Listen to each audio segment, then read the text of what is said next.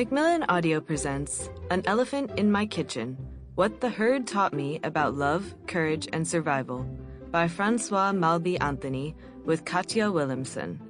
Read for you by Roshina Ratnam.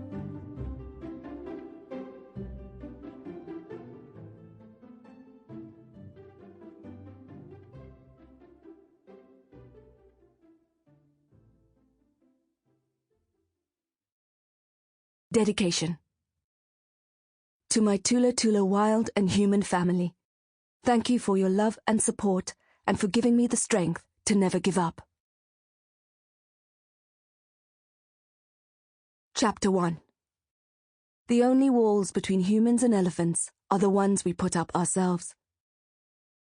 Violent weather always unsettled our elephants, and the predicted gale-force winds meant there was a danger of trees blowing over and causing breaches in Thula Thula's perimeter fence.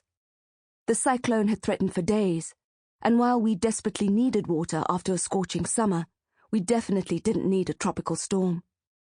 We were worried about the herd, but my husband Lawrence and I were confident that somewhere in the vast expanse of our game reserve, they had been led to safety by their new matriarch and my namesake, Frankie.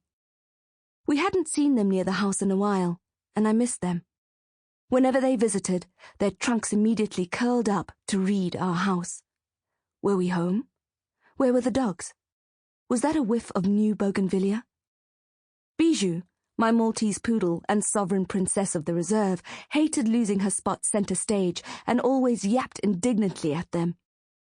The adult elephants ignored her, but the babies were as cocky as she was, and would gleefully charge her along the length of the wire fence that bordered our garden, their bodies a gangly bundle of flapping ears and tiny swinging trunks.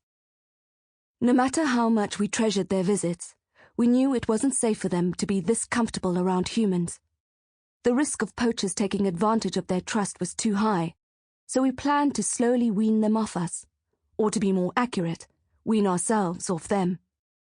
Not that Lawrence would dream of giving up his beloved Nana, the herd's original matriarch. Theirs was a two-way love affair, because Nana had no intention of giving him up either. They met in secret. Lawrence would park his battered Land Rover a good half a kilometre away from the herd and wait. Nana would catch his scent in the air, quietly separate from the others, and amble towards him through the dense scrubland, trunk high in delighted greeting. He would tell her about his day, and she, no doubt, told him about hers, with soft, throaty rumbles and trunk-tipped touches. What a difference to the distressed creature that arrived at Thula Thula back in 1999. We had only just bought the game reserve. A beautiful mix of river, savanna, and forest sprawled over the rolling hills of Zululand, KwaZulu-Natal, with an abundance of Cape buffalo, hyena, giraffe, zebra, wildebeest, and antelope, as well as birds and snakes of every kind, 4 rhinos, 1 very shy leopard, and 3 crocodiles. We were very disappointed when we discovered afterwards that the owner had sold off the rhinos. At that point, they weren't any elephants either, and they certainly weren't part of our plan. Not yet. Definitely not so soon. So when a representative of an animal welfare organization asked us to adopt a rogue of herd elephants, we were flabbergasted. We knew nothing about keeping elephants, nor did we have the required boma, secure enclosure, within the reserve where they could stay until they adjusted to their new life with us.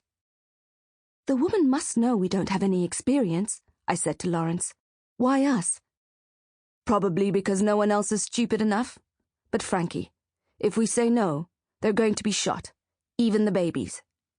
I was horrified. Phone her and say yes. We'll make a plan somehow.